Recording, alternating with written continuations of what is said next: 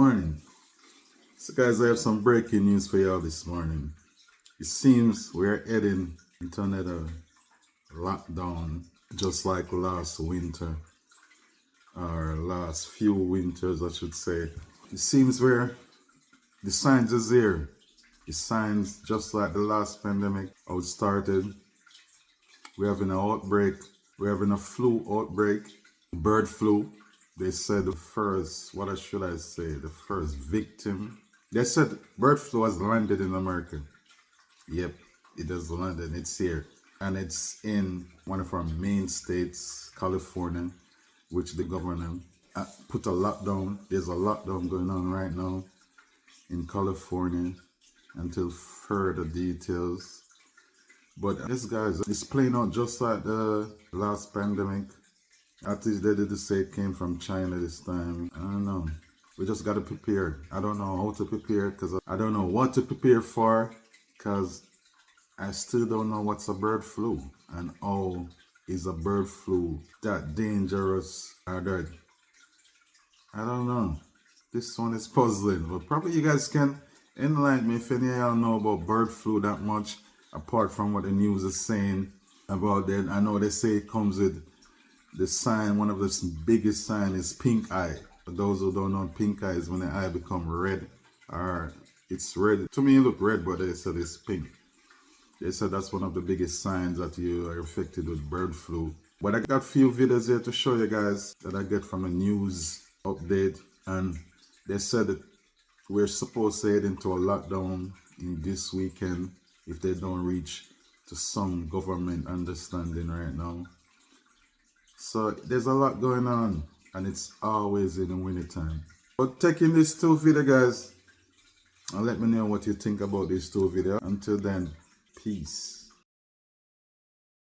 Bird flu is confirmed in the U.S. According to the CDC, a Louisiana patient was exposed to sick and dead birds. It's the first case of bird flu in the country linked to the exposure of backyard bird flocks. CDC officials say this shows the virus can sicken people other than those in the poultry and dairy industry. The data shows there have been 61 reported human cases of bird flu in the U.S. since April. Today, Governor Gavin Newsom declared a state of emergency because of bird flu. That declaration follows an outbreak of the virus among dairy cows in Southern California farms. Fox 7's Hal Eisner joins us now to expand on the governor's actions. Hal, what does this mean? Well, that's the question. What does it mean when the governor declares a state of emergency for something like bird flu? First of all, what is bird flu?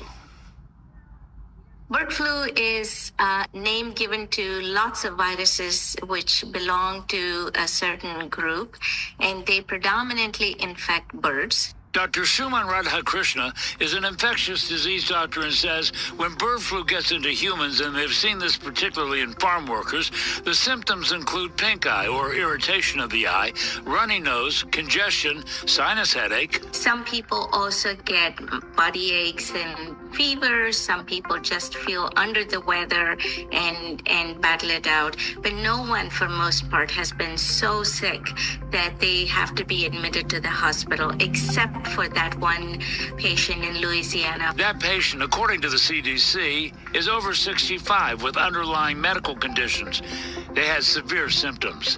After some cases were detected in dairy cows on Southern California farms, Governor Newsom declared a state of emergency to streamline and expedite the state's response to expand monitoring and have a statewide approach.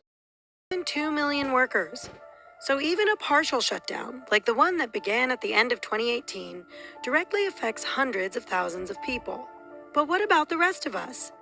Small businesses make up more than 95% of workplaces in the U.S. and about half of American jobs. Many of those operate on close margins and depend on loans from the Small Business Administration for startup or operating costs.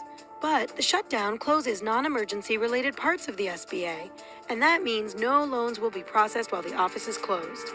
For many businesses, it's already a strain trying to survive the loss of income from government-employed clientele who might be waiting for paychecks. But the whole economy can take a hit if a shutdown is sustained. In 2013, Standard & Poor estimated the 16-day shutdown took $24 billion out of the American economy. Other loans or grants administered by non-essential offices, like the Department of Education, might not go out at all. While federal student aid would still be administered, the prolonged shutdown in 2013 interrupted disbursement of other indirect grants, such as the Foreign Language and Area Studies Scholarship, which was not retroactively repaid. Speaking of getting paid back, a new tax season begins in January, and many taxpayers will feel the impact of the 2017 tax overhaul for the first time. With the shutdown stretching into 2019, the IRS, which has already furloughed 88% of employees, worries their staff may not be sufficiently trained on the tax bill before another filing season. That could mean delays on refunds, with consequences to anyone who is counting on the windfall.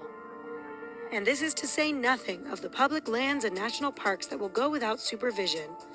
Vandalism or other damage sustained while rangers are away may not be able to be repaired. Trash pickup is suspended, as are visitor services like restrooms and road maintenance. That could be bad news for the pristine conditions in some parks. So, while Congress and the president are still getting paid, as the shutdown lingers, everyday Americans are on the hook for the costs. Partisan deal to keep it open fell apart yesterday.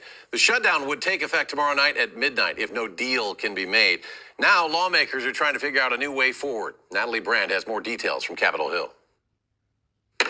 Less than 24 hours after a bipartisan deal unraveled, Republicans are divided over how to move forward. This is a situation created by Mike Johnson and his leadership team, who clearly failed to coordinate with President Trump, failed to coordinate with their own members, created this bill that's a disaster. President-elect Donald Trump upended the initial agreement late Wednesday. He told CBS News' Robert Costa that the bill included too many concessions for Democrats, and he now says that he'll oppose any deal that doesn't remove a law limiting how much money the federal government can borrow.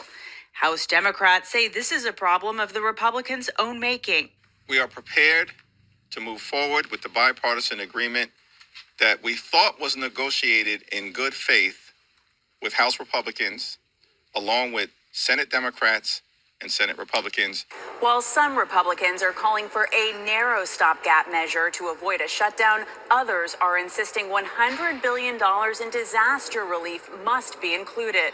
We're talking about a possible government shutdown here in Washington. Well, there are parts of this country that have been affected by the storm who are effectively shut down. And until we fund them, they have no hope. The latest funding fight also has some Republicans raising questions about Mike Johnson's future as House Speaker. This is what you get with Mike Johnson.